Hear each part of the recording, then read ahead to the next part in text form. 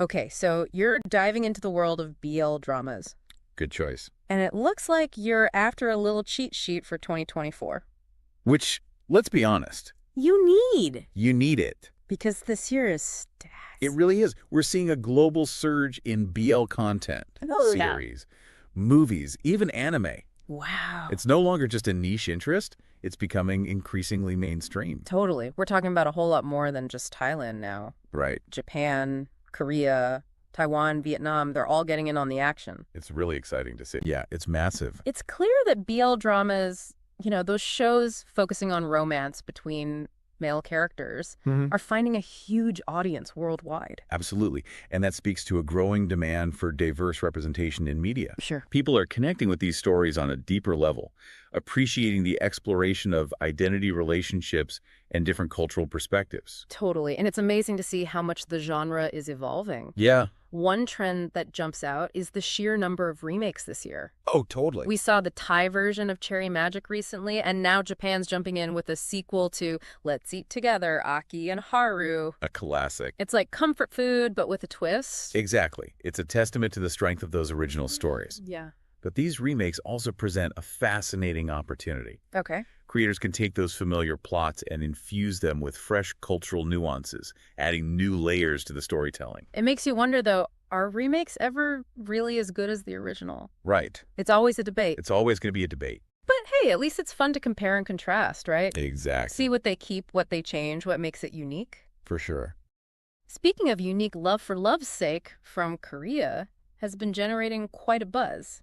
It has. It's not your typical boy meets boy romance. What's intriguing about that one is its use of fantasy elements. Okay. It plays with the idea of a video game simulation, and within that virtual world, it explores themes of identity and self-discovery. I've heard it's perfect if you like things a little meta, Yeah, which, judging from your list, you might. maybe. And for those who appreciate a good sequel done right, Japan's Osan's Love Returns definitely delivered. It did. It proves that capturing that same magic the second time around is possible. They've definitely found their niche with that heartwarming humor. Osan's Love has become a bit of a phenomenon, and this sequel lived up to the hype.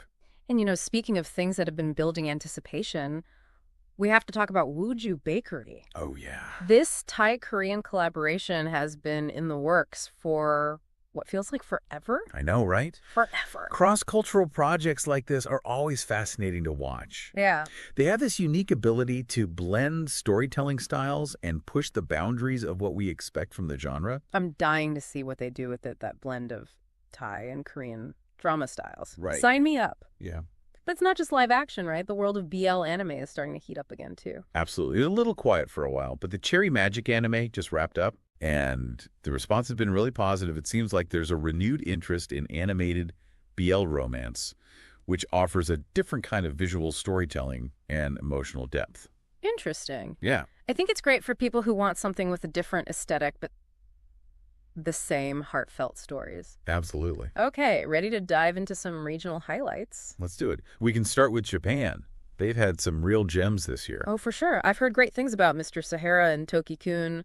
The whole lonely office worker finds solace in an unexpected connection thing really resonates with people. It's a classic. And then there's I Became the Main Role of a BL drama, super meta, right? A regular guy gets sucked into the world of BL drama. Can you imagine? It's very meta. It's It's a fun premise that plays with the tropes of the genre while delivering a sweet romance, and it speaks to the broader cultural impact of BL. It's become so popular that it's now inspiring stories about its own creation. It's like BL Inception. exactly. Right. Okay, what about Korea? What's been catching your eye over there? Well, for a completely different vibe, there's Jazz for Two, as the title suggests. Music plays a central role creating this beautiful backdrop for the romance to unfold. I love when they weave those kinds of elements in. It makes it feel richer somehow. Because Oh, and I heard about this one City Boy log. Apparently, it's filmed like a vlog, which is such a cool Yeah. concept. That is a cool concept. It's a really innovative approach to storytelling in the BL world, mirroring the way many people consume content today. And then you have Please Teach Me, a perfect example of those bite-sized series that are becoming increasingly popular.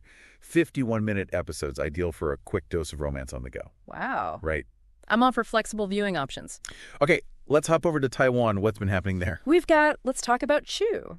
which tackles some interesting themes around family expectations and societal pressures, all while showcasing a heartwarming romance.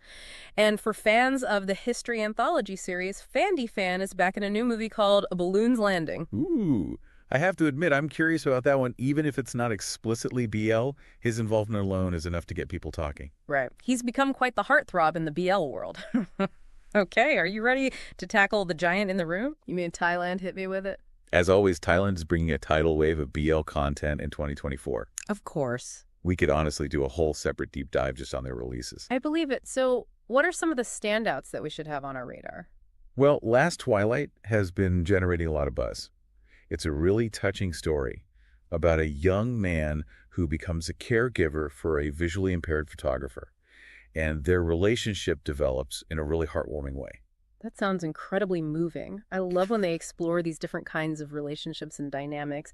And of course, we can't forget about the Thai version of Cherry Magic, which already aired. Right. It's interesting to see how they adapted that story for a Thai audience, Yeah. especially since the Japanese version is so beloved. And then there's Love Syndrome, the beginning, a prequel movie that expands on a popular series. Prequels, those are always a fun way to kind of delve deeper into a world you already love. But I'm also excited about the new stories coming out, especially since it seems like Thai BL is leaning into the supernatural this year. Oh, definitely. We've got Knock Knock Boys, My Stand-In, and OMG Vampire, all exploring different takes on the supernatural and fantasy romance. Okay, OMG Vampire sounds like it could be hilarious.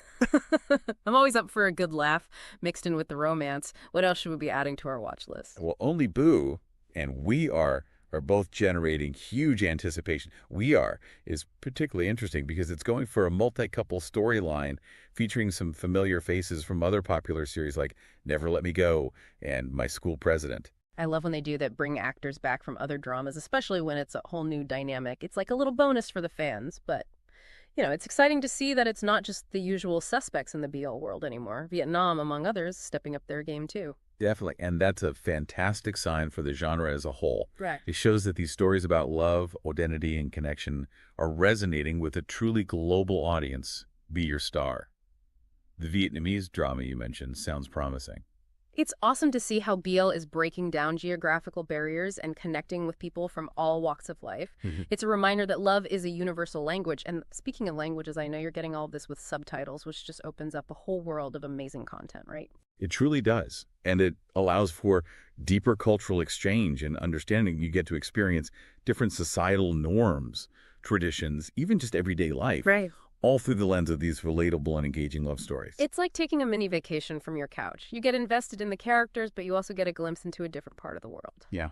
So cool. Okay, we've covered a ton of ground here, from global trends and remakes to regional highlights and anime. I know this was a super-sized list, so what are your final words of wisdom for our BL enthusiasts? Where should they even begin? Honestly, the best advice I can give is to just dive in. Don't be afraid to explore different countries, try out different subgenres, and see what resonates with you. And remember, it's not just about the romance, it's about the journey. It's about connecting with characters who are navigating their feelings, their identities, and their place in the world. Perfectly said. It's about finding those stories that stay with you, those characters who make you laugh, cry, and everything in between. And who knows, you might even discover a new favorite country for BL dramas in the process. So there you have it, your 2024 BL drama